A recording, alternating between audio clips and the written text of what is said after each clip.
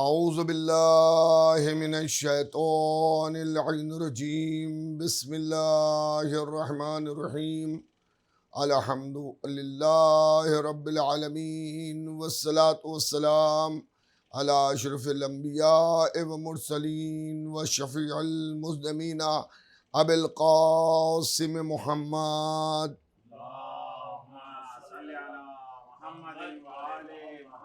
وآل بیتہ الطیبین الطاہرین المعصومین المظلومین من یومنا ھذا الی قیام یوم الدین اما بعد فقد قال اللہ سبحانہ تبارک و تعالی وقول الحق بسم اللہ الرحمن الرحیم انما یرید اللہ لیذھب عنکم الرجس اہل البیت ویطہرکم تطہیرا صلوات بر محمد۔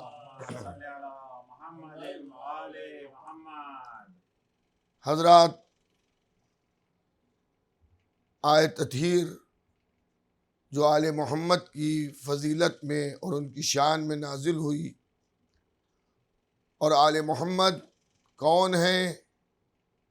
وہی ہیں جو آیت تطہیر کے نزول کے وقت حضور ختمی مرتبت کے ساتھ چادر یمنی کے نیچے تھے۔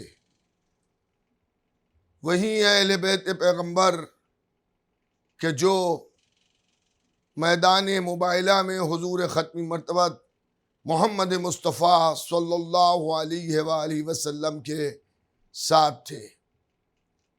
دوستوں اور عزیزوں، موضوع آپ کے ذہن میں ہے کہ اہل بیت پیغمبر،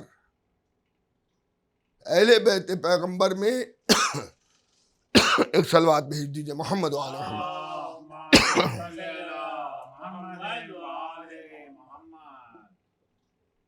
اہل بیت پیغمبر میں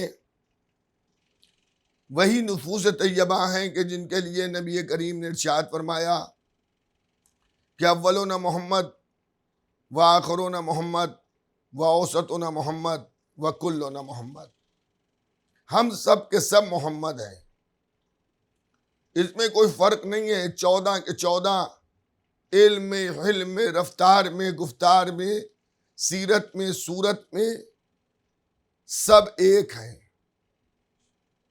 میں نے آپ کی خدمت میں کل عرض کیا تھا کہ جب مرکز ایک ہوتا ہے تو چھوٹے بڑے کا فرق مٹ جاتا ہے، کیونکہ ان کا مرکز ایک ہے، اس لیے ان کے یہاں چھوٹے بڑے میں کوئی فرق نہیں ہے۔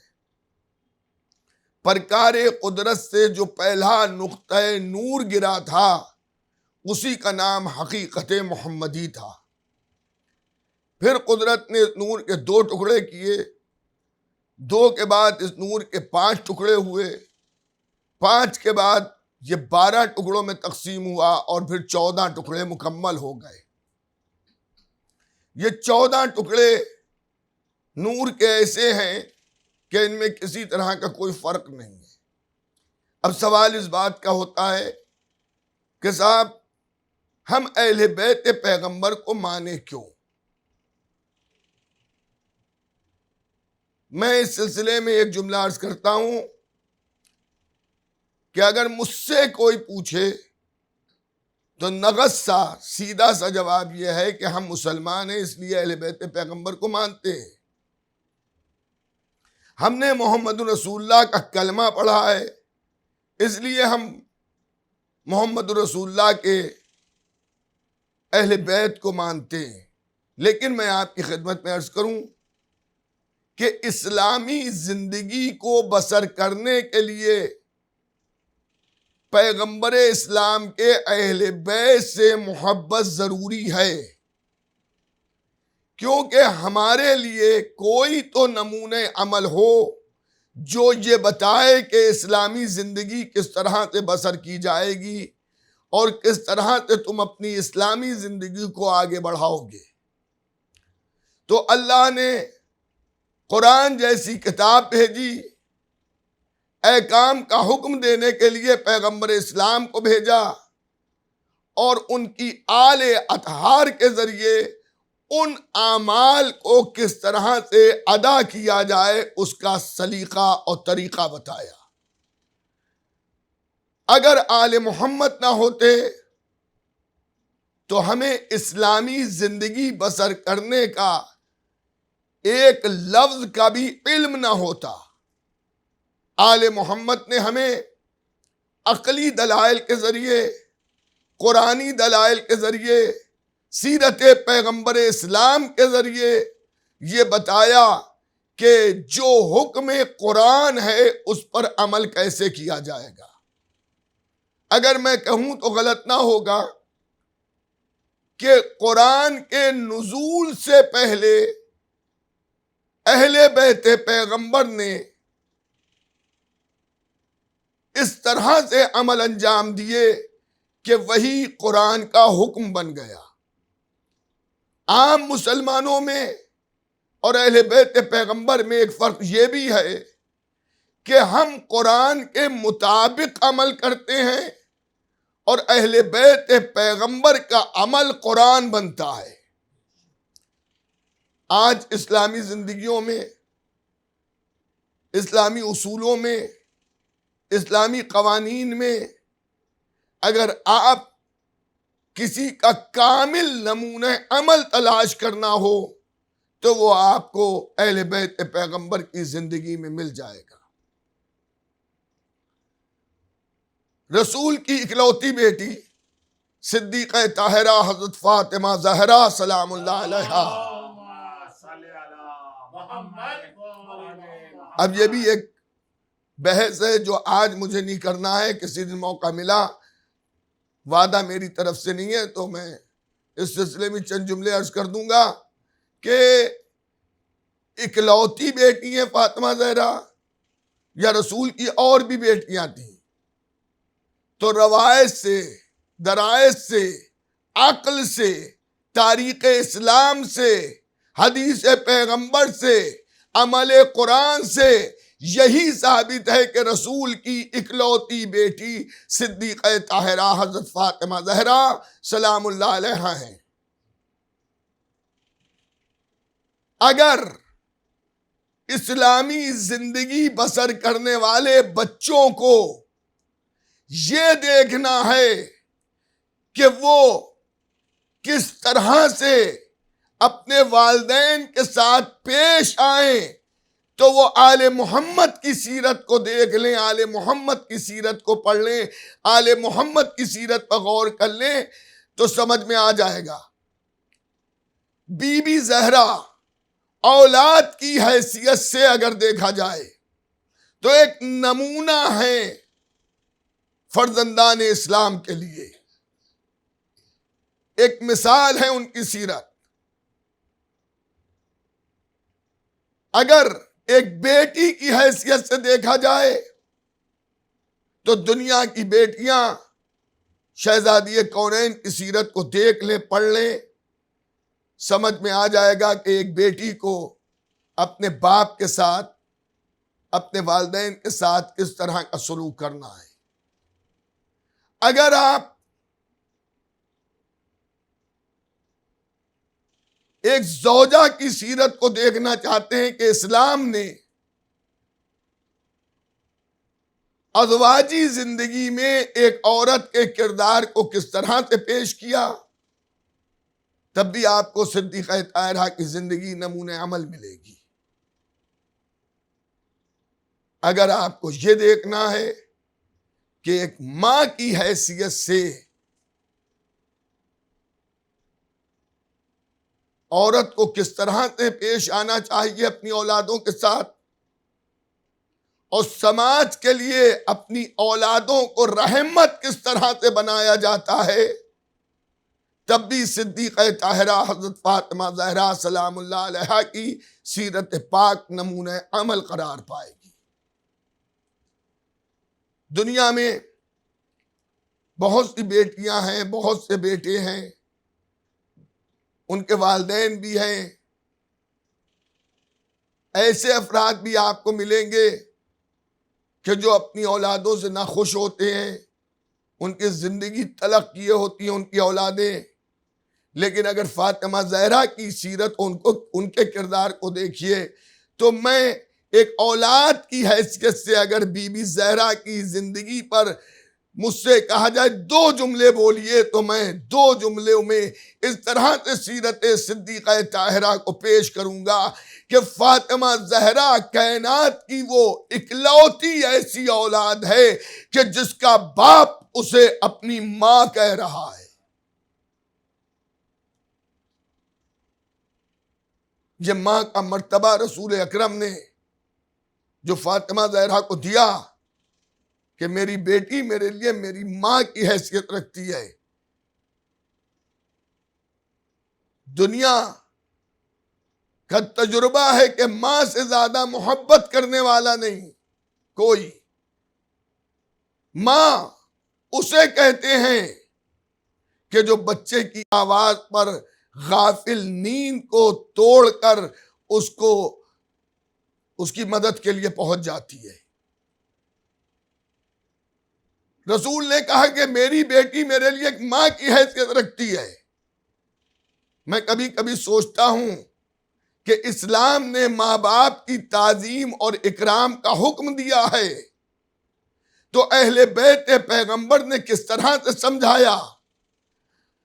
فاطمہ نے وہ کردار پیش کیا کہ نبی نے فاطمہ زہرا کو ماں کہا تو یہی وجہ تو نہیں ہے کہیں کہ جب بزم رسالت میں فاطمہ آتی ہیں تو رسول تعظیم کے لیے کھڑے ہو جاتے ہیں. صلوات بھیجیے گا محمد و آل محمد پر.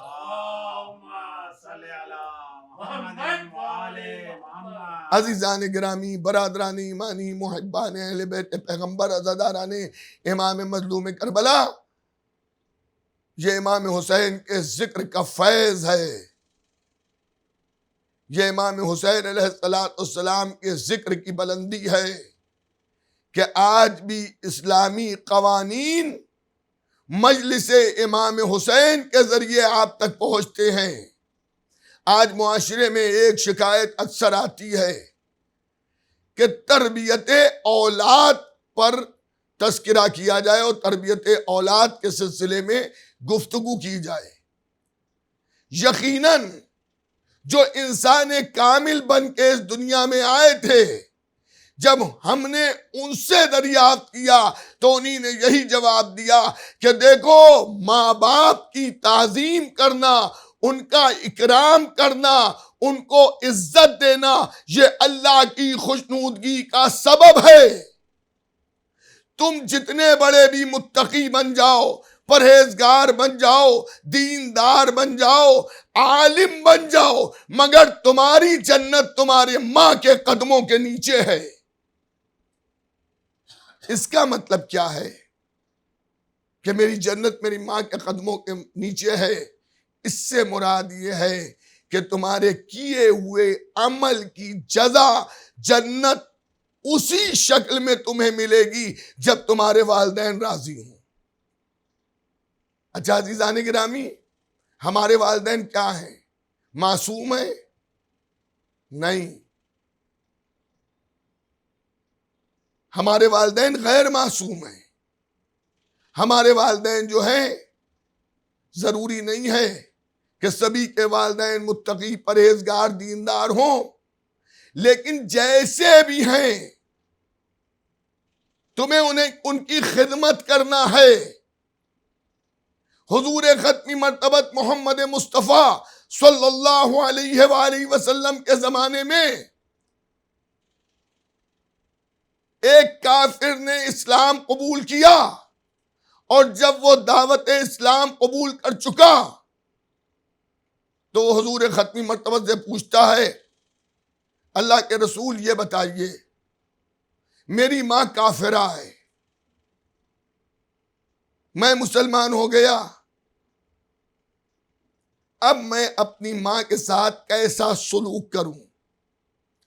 نبی نے ارشاد فرمایا کہ اب تو مسلمان ہو گیا ہے تو اسلام رشتہ داری کو کاٹنے کی قینچی نہیں ہے کہ ماں کے حقوق ختم ہو جائیں. کل تک تو جتنی ماں کی خدمت کرتا تھا، اب میرا حکم یہ ہے، اسلام کا حکم یہ ہے کہ اس سے زیادہ خدمت کرو۔ اللہ اکبر۔ اب آپ دیکھیے کہ تعلیمات اسلامی کا اثر اس کافرہ کے دل پر کیسا پڑا جب اسے یہ خبر ملی کہ اس کا بیٹا مسلمان ہو گیا ہے۔ ایک ہی بیٹا تھا، اس بوڑھی عورت کا کوئی سہارا نہیں تھا، گھبرا گئی کہ ایک بیٹا جو میرے بڑھاپے کا سہارا، وہ بھی مسلمان ہو گیا، میں کافرہ، اب وہ نہ جانے میرے ساتھ کیسا برتاؤ کرے۔ لیکن جب بیٹا گھر آیا تو آج بیٹے کا عمل اور زیادہ بہتر نظر آیا۔ کل تک اگر وہ کھانا ماں کے لیے پکا رہا ہے تو آج لقمہ بنا کے اس کے دہن تک پہنچا رہا ہے۔ تو اس کافرہ نے یہ کہہ دیا، بیٹا میں تو گھبرا گئی تھی کہ میں کافرہ ہوں اور تم مسلمان ہو گئے، کہیں ایسا نہ ہو کہ تم مجھ سے توجہات کو ہٹا دو اور میرا خیال کرنا چھوڑ دو اور مجھ سے ترک تعلقات کر دو۔ تو اس نے کہا، والدہ ماجدہ آپ نے یہ کیسے سوچا؟ کہ دنیا کا دستور یہی ہے، تمہارا مذہب الگ، میرا مذہب الگ، مگر اتنا تو بتاؤ ہم آج تمہارے برتاؤ میں اور اچھائی دیکھ رہے ہیں اور خوبیاں دیکھ رہے ہیں، اس کا سبب کیا ہے؟ یہ کس نے تمہیں تعلیم دی؟ مسلمان ہو کے تمہارے اخلاق اور نکھر کے آ گیا اور اچھا ہو گیا۔ تو ایک مرتبہ اس نے کہا، نو مسلم نے اپنی ماں سے، کہ یہ حکم تو مجھے میرے نبی نے دیا ہے۔ جب میں نے محمد رسول اللہ کا کلمہ پڑھا تو میں نے ان سے سوال کیا کہ میری ماں کافرہ ہے، اب میں اس کے ساتھ سلوک کیسا کروں؟ تو نبی کریم نے ارشاد فرمایا کہ اب سلوک تم پہلے سے زیادہ بہتر کرو۔ تو نے کہا اچھا اسلامی تعلیمات یہ ہیں، اسلام کی تعلیمات یہ ہیں، تو اب میں نبی کی خدمت میں جانا چاہتی ہوں، مجھے لے چلو تاکہ میں نبی کی زبان سے وعظ و نصیحت سنوں اور ان کے ہاتھوں پر کلمہ پڑھوں۔ یہ اخلاق نبوت کا اور اس اخلاق اسلامیہ کا اثر تھا کہ جو اسلام سے بزن تھی اب وہ توحید کا کلمہ پڑھ رہی ہے۔ میں نے واقعہ اس لیے سنایا آپ کو، بالخصوص جو بچے مجلس کو سن رہے ہیں بہت توجہ سے سنیں۔ میں نے اس لیے سنایا کہ اگر ماں باپ کافر بھی ہیں اور آپ متقی پرہیزگار دیندار ہیں، تب بھی ماں باپ کے ساتھ آپ کو اچھا سلوک کرنا ہے، ماں باپ کی اطاعت کرنا ہے۔ تو عزیزان گرامی، الحمدللہ ہم ایسے گھر میں پیدا ہوئے کہ ہماری ماں بھی مومنہ، ہمارا باپ بھی مومنہ۔ تو جو اسلام کافر ماں باپ کے ساتھ اچھا سلوک کرنے کا حکم دے رہا ہے، کیا وہ اسلام مومن ماں باپ کے ساتھ برا سلوک کرنے کا حکم دے گا؟ ہرگز نہیں۔ اسی لیے نبی نے ارشاد فرمایا کہ تمہاری جنت تمہاری ماں کے قدموں کے نیچے ہے۔ ماں باپ کی اطاعت کو اللہ نے فرض قرار دیا۔ ماں باپ کی اطاعت کرو سوائے ان اعمال کے، اگر خدا نہ کرے ماں باپ واجب عمل سے روکے تو اس میں اطاعت نہیں ہے۔ اگر ماں باپ حرام کاموں کو کرنے کا حکم دے تو اس میں ماں باپ کی اطاعت نہیں ہے۔ لیکن اگر مستحب نماز پڑھنے کے لیے جا رہے ہو اور ماں آواز دے دے تو ارشاد ہو رہا ہے کہ نماز بعد میں پڑھنا، ان کی آواز پہ لبیک پہلے کہنا۔ اچھا عزیزان گرامی، ہماری جنت ہمارے ماں باپ کے قدموں کے نیچے۔ اب ذرا یہ تو دریافت کریں اللہ نے ان کو یہ فضیلت کیوں بخشی؟ یہ بلندی ماں باپ کو اللہ نے کیوں دی کہ ہم جتنے بھی متقی پرہیزگار دیندار ہوں، لیکن اللہ کی طرف سے جو جزا کی شکل میں ہمیں جنت ملنے والی ہے وہ ماں کے قدموں کے نیچے ہے. تو اس کے لیے ارشاد معصوم ہے کہ اللہ نے ماں باپ کو یہ شرف، یہ عزت اس لیے بخشی کہ ماں باپ اس دنیا میں تمہارے وجود کا وسیلہ قرار پائے. اس دنیا میں پے کرے بشریت میں جو ہم آئے ہیں، اس کا وسیلہ ہمارے ماں باپ قرار پائے. اور باب ولا دل چاہتا ہے کہ ایک جملہ کہہ دوں کہ اگر ہمارے ماں باپ صرف ہمارے وجود کا وسیلہ بنے تو اگر وہ نہیں راضی تو اللہ نہیں راضی. کیا میں اور آگے بڑھوں؟ جو ماں باپ کے احترام کا منکر ہو، اللہ اس سے راضی نہیں ہے. جبکہ ہمارے ماں باپ صرف ہمارے وجود کا وسیلہ بنے ہیں، آپ کے وجود کا وسیلہ نہیں بنے. تو جو ہمارے وجود کا وسیلہ بن جائے وہ راضی، تب جنت ملے گی، ورنہ بوئے جنت بھی نہ سونگھ پائیں گے. تو جو پوری کائنات کے وجود کا وسیلہ بنے ہوں، سورج و چاند، زمین کا فرش، آسمان کا شامیانہ، سمندروں کو وسعت، پہاڑوں کو بلندی، آدم سے لے کر آج تک اور آج سے لے کر صبح قیامت تک، ان کی محبت پر دنیا اللہ نے خلق کی، وجود میں آئی. تو اب سچ بتائیے، جو خالی ہمارے وجود کا وسیلہ ہو وہ جب تک کہ راضی نہ ہوگا تب تک کہ ہمیں جنت نہیں ملے گی. تو جو کائنات کیا عالمین کے وجود کا وسیلہ بنے، کیا اس کی رضا کی ضرورت نہیں ہے؟ یہی وجہ ہے کہ نبی نے ارشاد فرمایا کہ علی میری امت کا باپ ہے. یا علی میری امت کے روحانی دو باپ ہے، ایک میں ہوں، ایک تم ہو، تاکہ عالم اسلام سمجھ جائے کہ علی کا رشتہ امت رسول پر دوہرا اس صورت میں بھی ہے کہ ایک تو روحانی باپ ہے علی، اور دوسرے اس کائنات کی وجود کا ذریعہ ہے علی.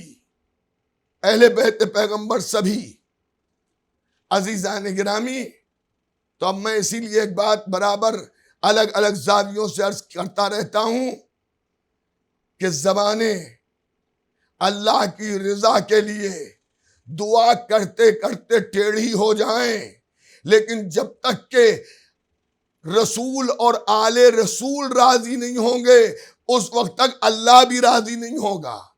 اگر اللہ کی رضا اور اللہ کی خوشنودگی حاصل کرنا ہے تو ضروری ہے کہ محمد و آل محمد کو راضی کیجئے. صلوات بھیجیے گا محمد و آل محمد. عزیزان گرامی، اب بات آئی ہے مومنین کی طرف سے کبھی کبھی فرمائش بھی ہوتی ہے، تو میں آپ کی خدمت میں آج اسی ذیل میں چند باتیں عرض کر دوں. اور ظاہر ہے یہ آل محمد کے فرامین اور آل محمد کی سیرت، یہی ہماری زندگیوں کا سرمایہ ہے. میں ایک بات عرض کیا کرتا ہوں کہ آل محمد کو مانتے تو سب ہیں. اب تو واٹس ایپ کے اوپر آپ غیر شیعہ علماء افراد کی کلپس دیکھتے ہیں کہ آل محمد کی فضیلت کتنی بیان کرتے ہیں، لیکن اللہ کا شکر ہے کہ ہم ان کی تعریف بھی کرتے ہیں، ان کے کہے کو مانتے بھی ہیں. بڑی نازک سی بات میں آپ کی خدمت میں عرض کر رہا ہوں کہ ایک آدمی رات بھر مولا علی کے فضائل پڑھے، لیکن جب نماز فجر کا وقت آیا تو اس نے مولا علی کی کہی ہوئی بات پر عمل نہ کیا، یعنی فقہ علویہ کے مطابق اس نے شریعت کی ادائیگی نہیں کی۔ تو آپ نے ان کی تعریف کی مگر ان کا کہا مانا۔ اللہ کا شکر ہے ہم ایسے گھروں میں پیدا ہوئے کہ ہم نے ان کے فضائل بھی بیان کیے اور ان کی فقہ کے اوپر بھی عمل کیا۔ اس ذیل میں زیادہ تفصیل میں جانا نہیں چاہتا ہوں۔ تو اگر ہم آل محمد کی سیرت و کردار کو دیکھیں، ایک شخص نے چھٹے امام جعفر صادق علیہ السلام سے، امام عالی مقام سے یہ سوال کیا کہ مولا میں نے اپنے ماں باپ کی بڑی خدمت کی، کیا یہ خدمت کا صلہ ہو گیا جو انہوں نے ہماری خدمت کی؟ امام نے ارشاد فرمایا ماں باپ وہ ہیں کہ جب تک کہ جئیں اس وقت تک ان کی خدمت کرو، اور جب وہ مر جائیں تب ان کی خدمت کرو۔ توجہ کیجئے گا، پوچھنے والا کہتا ہے کہ زندگی کی تو خدمت سمجھ میں آ رہی ہے کہ ان کا کہا مانا، جو انہی نے کہا، جو حاجت ہوئی ان کو ہم نے پوری کی، ان کی خدمت انجام دی۔ مرنے کے بعد خدمت کیا ہے؟ کہ دیکھو ماں باپ مر جائیں تو انہیں فراموش نہ کرنا، بلکہ بذریعے ایصال ثواب انہیں یاد رکھنا۔ اگر تم نے زندگی میں ان کی خدمت کی اور مرنے کے بعد انہیں ایصال ثواب نہ کیا تو یاد رکھو اللہ نے انہیں حق آنکھ مرنے کے بعد بھی دیا ہے کہ وہ اولاد کو مرنے کے بعد بھی آنکھ کر سکتے ہیں۔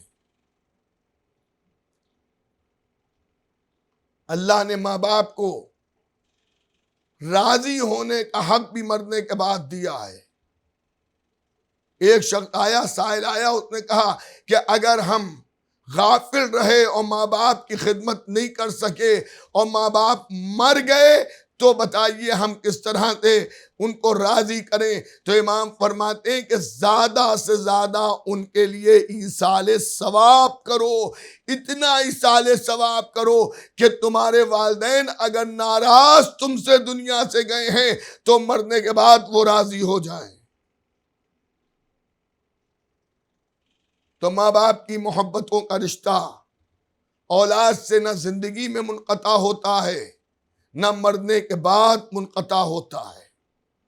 تاریخ اسلام میں ایسے واقعات درج ہیں کہ جس کو سننے کے بعد انسان کے روئے کھڑے ہو جائیں۔ حضور ختمی مرتبت کا صحابی مرض الموت میں مبتلا، سکرات الموت میں سانسیں لے رہا ہے، نبی کریم اس کی عیادت کے لیے تشریف لے گئے۔ تہذیب اسلامی کے مطابق نبی نے اس سے کلمہ دہروایا، مگر اس کی زبان لکنت کھا گئی، کلمہ نہیں دوہرا پا رہا ہے۔ نبی نے ادھر دیکھا ادھر دیکھا، کہا اس کی ماں کہاں ہے؟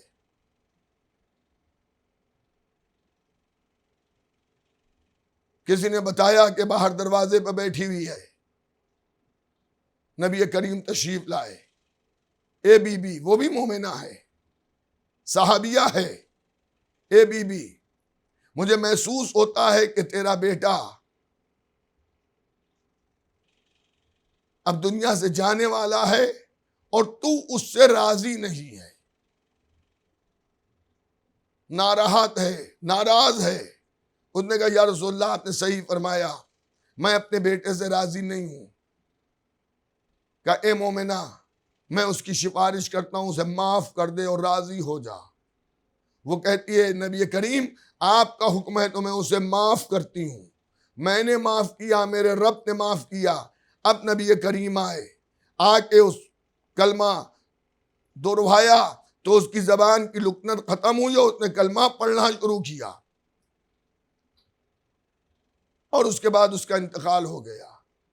نبی نے ارشاد فرمایا، اے مومنہ، اگر تو اسے معاف نہ کرتی تو میرا صحابی ہے، مگر اسے آخرت میں زحمت اٹھانا پڑتی اور اسے جہنم کی آگ کا مزہ چکھنا پڑتا۔ اللہ اکبر۔ ظاہر ہے نبی عیادت کے لیے خود تشریف لے گئے ہیں تو کوئی معمولی نہیں ہے، نبی تشریف لے گئے ہیں، لیکن جب تک کہ ماں راضی نہیں ہے اس وقت تک نبی بھی اللہ کی بارگاہ میں اس کے حق میں کوئی دعا نہیں کر رہے ہیں۔ نبی کریم سے میں عرض کروں گا، اللہ کے نبی، اس کی زبان میں لکنت تھی نا، بول نہیں پا رہا تھا، گونگا ہو گیا تھا، صرف اس لیے کہ اس کی ماں راضی نہیں ہے۔ آپ تو معجز نما ہیں، آپ کے ہاتھوں پر اگر پتھر آ جاتے ہیں تو وہ تسبیح الہی کرنے لگتے ہیں۔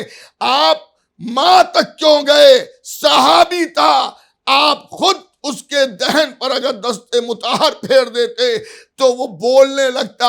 نبی کریم ارشاد فرمائیں گے، دیکھو اللہ نے جسے جو حق دیا ہے میں اس کی حق تلفی کرنے نہیں آیا ہوں، میں زمانے کو بتانا چاہتا ہوں کہ میں نبی محمد معجزات کا حامل ہونے کے باوجود بھی اس وقت تک اس کی مدد نہ کروں گا جب تک کہ اس کی ماں راضی نہ ہو جائے۔ اور یہی مرتبہ باپ کا ہے۔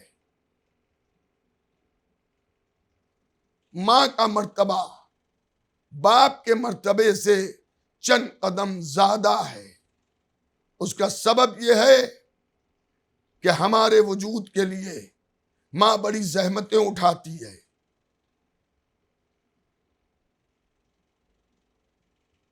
کسی نے جب سوال کیا کیا حق ادا ہو گیا، خدمت پوری ہو گئی،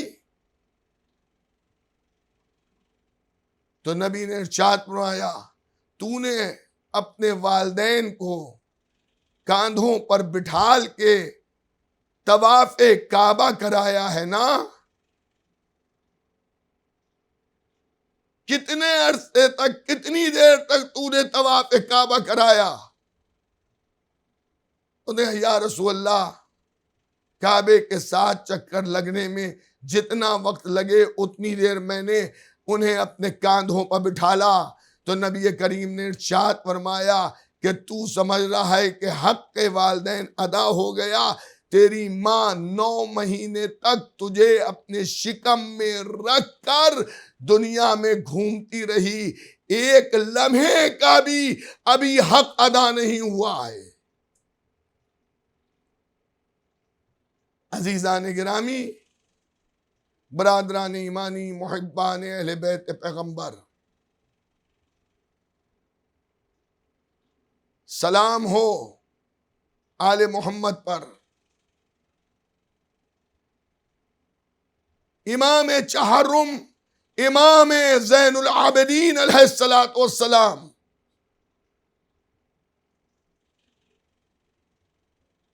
جن کے اوپر مصیبتوں کے پہاڑ ٹوٹے۔ دیکھیں، شہادتیں تو اس خاندان کا ترہ امتیاز ہے، شرف ہے۔ اس خاندان نے ہمیشہ قربانیاں پیش کی۔ مولا علی شہید ہوئے، بی بی زہرا شہید ہوئیں، امام حسن شہید ہوئے، امام حسین شہید ہوئے، مگر امام سجاد پر جو مصیبت پڑی وہ نہ اس سے پہلے اہل بیت رسول پر پڑی تھی نہ اس کے بعد پڑی، اور وہ مصیبت یہ تھی کہ امام سجاد نے اپنے گھر کی عورتوں کو بے مخنو چادر دیکھا، لیکن اس سب کے باوجود بھی امام نے ہمیں دعاؤں کا تحفہ اس طرح سے عطا کیا کہ صحیفہ سجادیہ کی دعاؤں کو دیکھیں تو محسوس ہوگا آپ کو کہ ہر دعا صحیفہ سجادیہ میں ہے۔ اولاد کے حق میں دعا بھی ہے، والدین کے حق میں دعا بھی ہے۔ یہ اہل بیت پیغمبر کا ہمارے اوپر احسان ہے۔ یہ اہل بیت پیغمبر کا ہمارے اوپر احسان عظیم ہے، سلیقہ دعا دی۔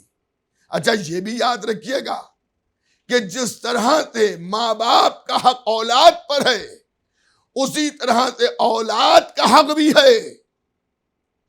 اکثر لوگ حقوق والدین کا مطالبہ کرتے ہیں کہ ماں باپ کے حقوق بیان کیے جائیں، لیکن ماں باپ کے حقوق یقیناً بیان ہونا چاہیے ہیں، لیکن اسی کے ساتھ ساتھ اولاد کے حقوق کیا ہیں؟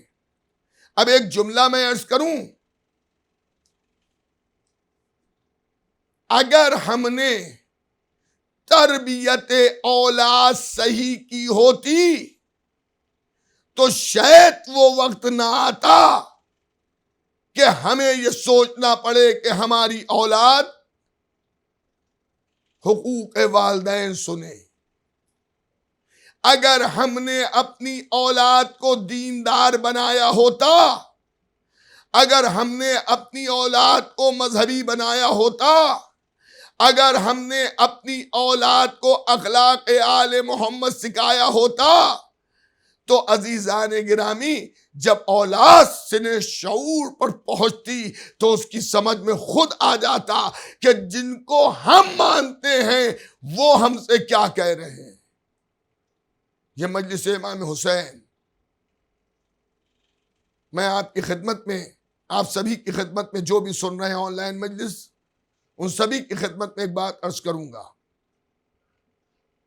مجلس امام حسین میں اپنے بچوں کو لے جائیے، تہذیب اذاں سکھائیے، اپنے پہلو میں بٹھال کر انہیں مجلس امام حسین سنائیے۔ میں آپ سے، آپ کی خدمت میں یقین کے ساتھ یہ عرض کر رہا ہوں کہ اگر آپ نے مجلس امام حسین میں جانے کی عادت بچے کو ڈال دی تو پھر انشاءاللہ اصول اسلامیہ کے مطابق آپ کا بچہ زندگی بسر کرے گا۔ ایام عزائے حسینیہ کے دن چل رہے ہیں، ظاہر ہے یہ مصروف ترین زمانہ ایسا ہے کہ جس میں وقت کی برکت ختم ہو گئی ہے۔ دن، ہفتے، مہینے، سال اس طرح سے گزر جاتے ہیں کہ پتہ ہی نہیں چلتا ہے۔ اس کا سبب یہ ہے کہ انسان بہت زیادہ مصروف ہو گیا ہے۔ خالی ہم و آپ نہیں، ہمارے بچے بھی مصروف ہو گئے۔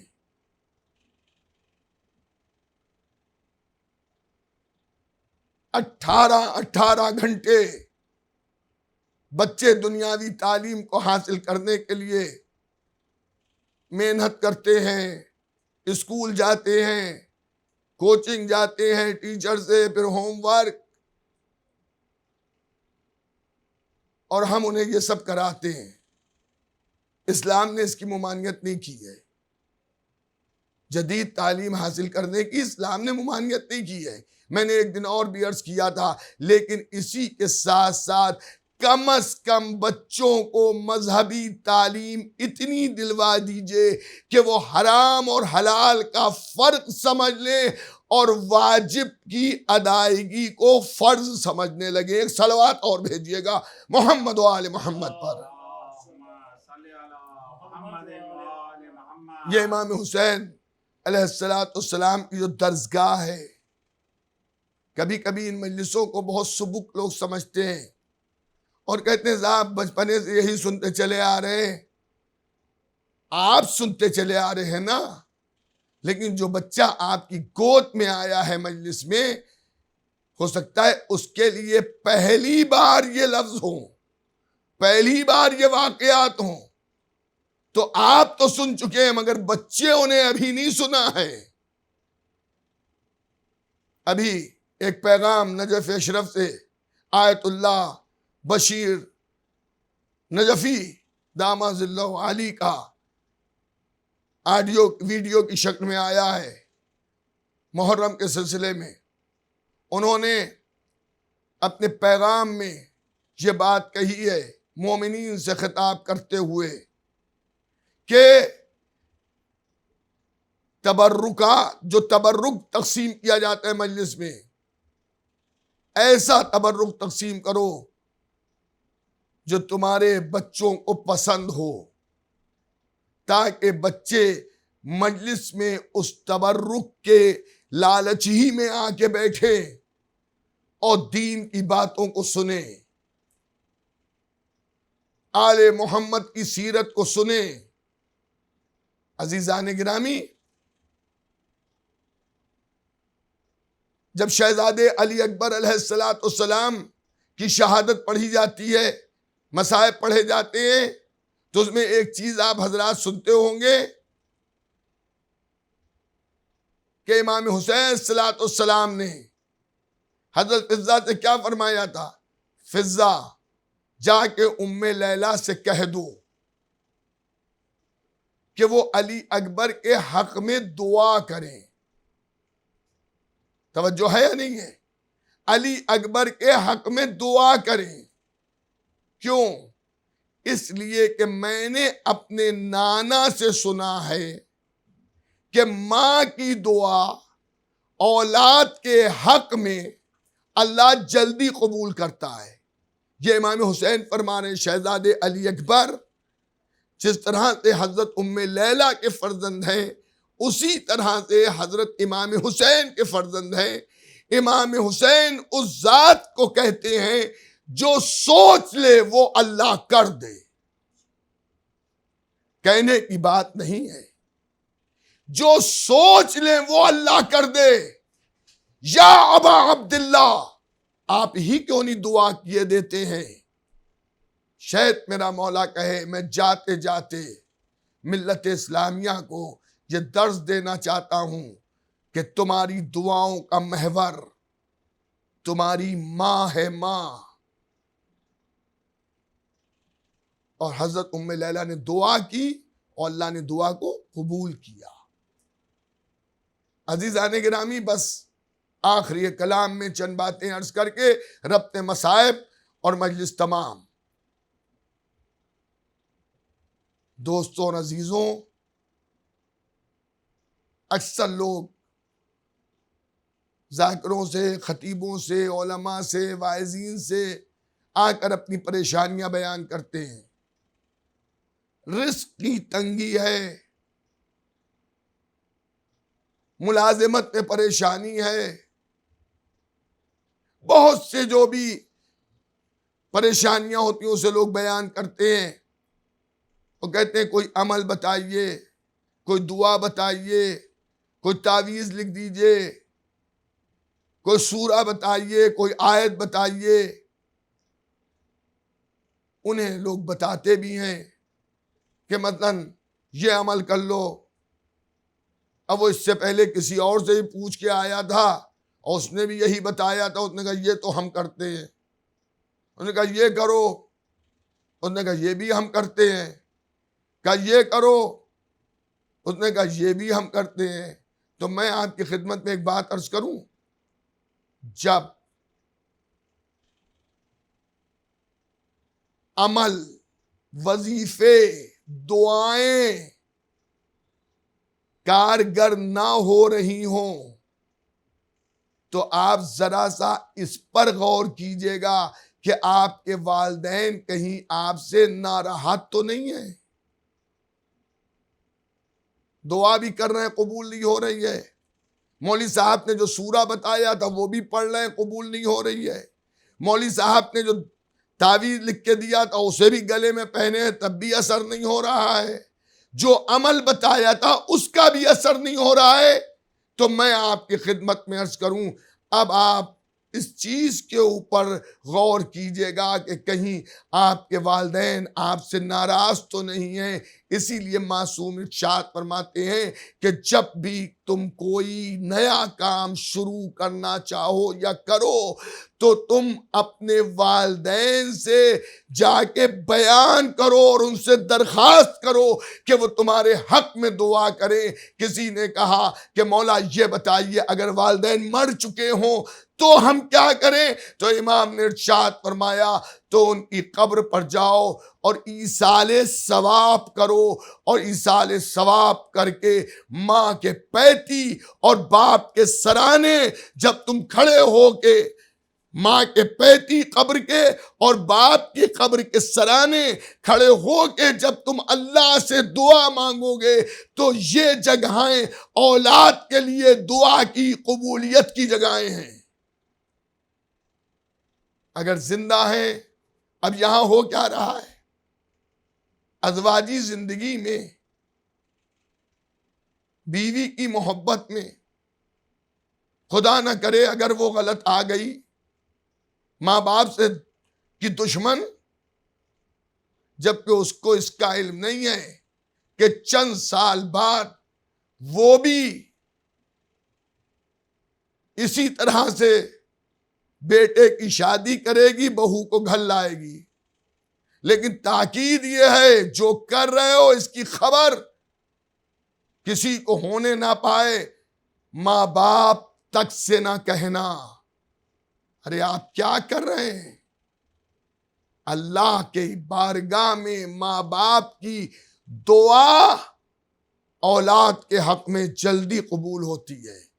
اور پھر محبان اہل بیت، ہمارے ماں باپ کا ہم پر ایک اتنا بڑا احسان ہے کہ ہمارے ماں باپ کی وجہ سے ہم داخل بہشت ہوں گے، اس لیے کہ اگر ہمارے ماں باپ ہماری وجود میں غیر شرعی عمل انجام دے دیتے اور ہم وجود میں آ جاتے تو دنیا مل جاتی مگر ولایت آل محمد نہ ملتی، اور جب ولایت آل محمد نہ ملتی تو اگر ہم ماں باپ کو راضی بھی رکھتے تب بھی ہم بوئے جنت بھی نہیں سونگھ سکتے تھے۔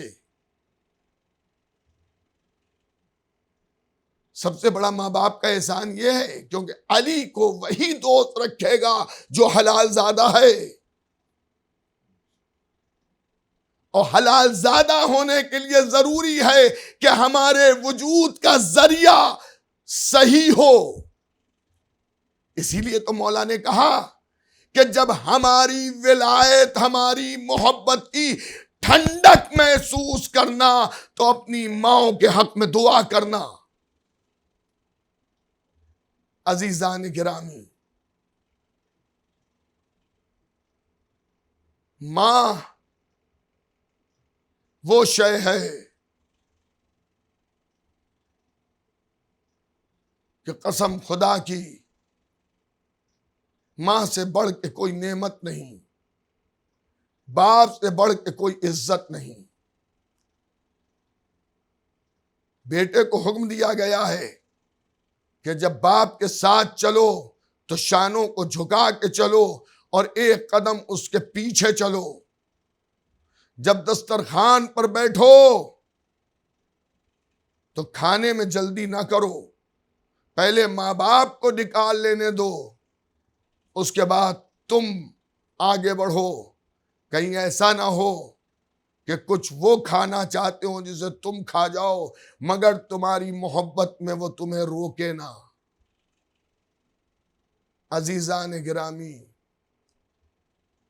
جب تذکرہ ماں باپ کا ہوا تو دل چاہتا ہے کہ کربلا کے ماں باپ کے اوپر، کربلا کے شہداء کی ماؤں پر لاکھوں سلام۔ کس طرح سے ماں باپ نے اپنی اولادوں کو پالا ہوگا، لیکن نصرت اسلام میں کربلا میں انہوں نے اپنی اولادوں کو اسلام کے اوپر قربان کر دیا۔ ایک طویل فہرست ہے بچوں کی جنہی نے کربلا میں اپنے گلے کٹائے اور ماؤں نے انہیں تیار کر کے بھیجا۔ کیا میں آپ کی خدمت میں عرض کروں کہ کربلا کی وہ ماں کہ جو ابھی بیوہ ہوئی ہے اور اس نے فوراً اپنے بیٹوں کو لباس جنگی پہنایا اور امام حسین کی نصرت کے لیے بھیجا۔ حسین نے مقتل میں جاتے ہوئے بچے کو دیکھا تو ارشاد فرمایا یہ کس کا بچہ ہے جو جا رہا ہے؟ بچے کو بلایا، کہا بیٹا آپ کا بابا کون ہے؟ تو بچے نے سر جھکا کے کہا آقا ابھی آپ جس کی لاش لے کے آئے ہیں۔ بس عزاداروں، مجلس تمام ہو رہی ہے۔ پروردگار ہم سب کو امام حسین کے عزاداروں میں شمار کرے۔ حسین کا عزادار ہونا یہ ایک شرف ہے۔ آپ اپنے گھروں میں بیٹھ کر آن لائن مجلسیں سن رہے ہیں، لیکن آج پھر میں آپ کو یاد دلاتا ہوں کہ جب مصیبت امام حسین بیان ہونا شروع ہو تو آپ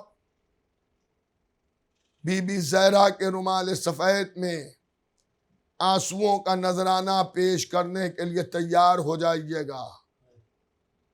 سلام ہو کربلا کے شہیدوں پر، سلام ہو کربلا کے پیاسوں پر، سلام ہو کربلا کے بھوکوں پر، سلام ہو ان جسموں پر جو گھوڑے کی ٹاپوں سے رند گئے، سلام ہو ان جسموں پر کہ جو نیزوں اور تیروں سے چھلنی پڑے تھے، سلام ہو ان لاشوں پر جو بے گور و کفن کربلا کی ریتی پر تھی۔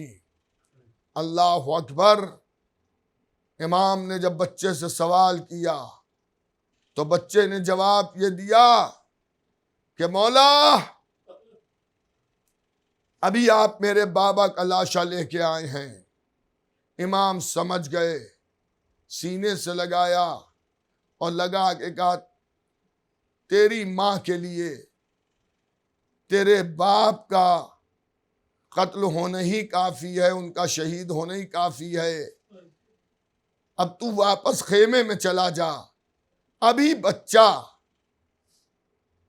کچھ بولتا، کچھ کہتا امام کی بارگاہ میں، کچھ عرض کرتا کہ خیمے کا پردہ ہلا اور ایک بی بی کے سلام کرنے کی آواز آئی اور سلام کے بعد کہتی آقا بچے کو جانے سے روکیے نہیں، مہینے اس کو تیار کیا ہے، اے آقا اسے بھیجیے مقتل میں۔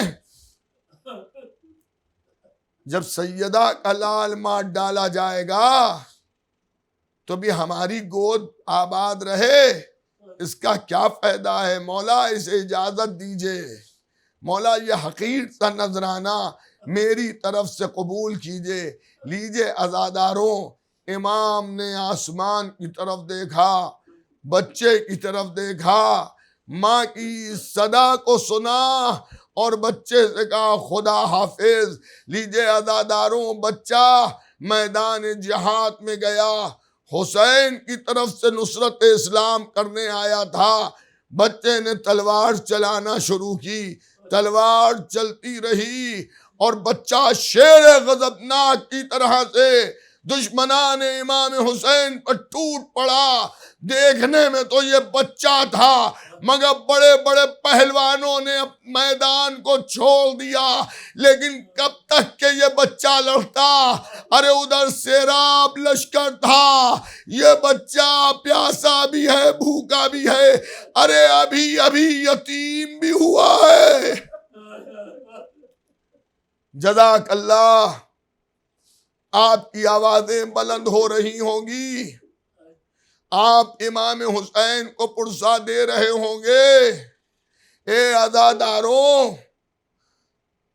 سیراب لشکر اکٹھا ہوا، اس پیاسے بچے پر ایک ساتھ حملہ شروع کیا، چاروں طرف سے تیر آئے، چاروں طرف سے نیزے آئے۔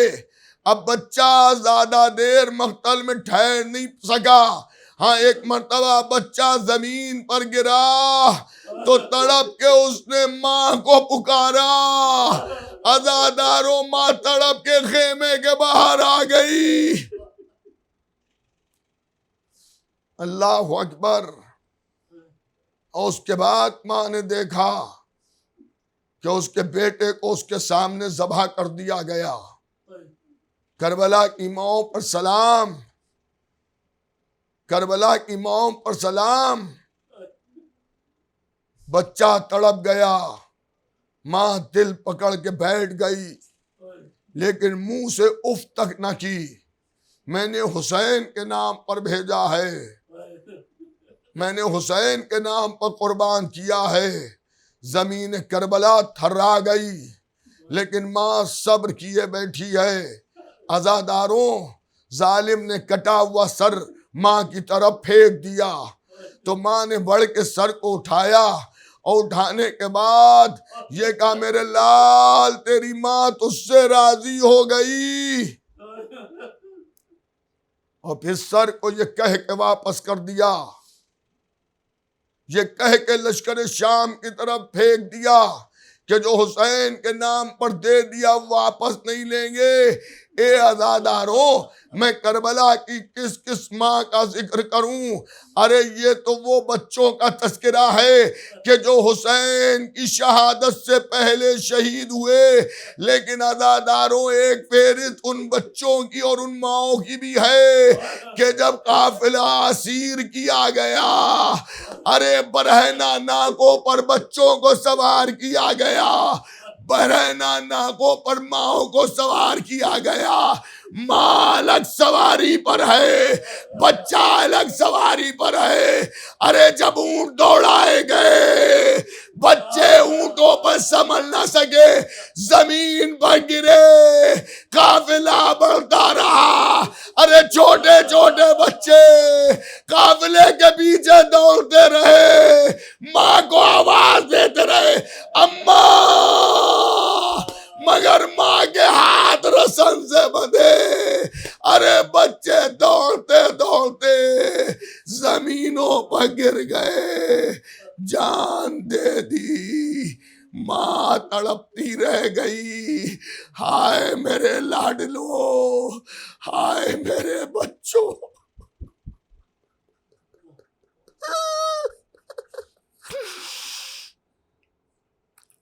سیعلم الذین ظلموا ای منقلب ینقلبون انا للہ و انا الیہ راجعون۔ پروردگارہ، ہم سب کی اس مختصر سی اذان کو قبول فرما۔ پروردگارہ، جن گھروں میں غم امام حسین سنا جاتا ہے ان گھروں پر اپنا خاص نزول رحمت فرما، اور ہم سب کے زمانے کے امام کے ظہور میں تعجیل فرما۔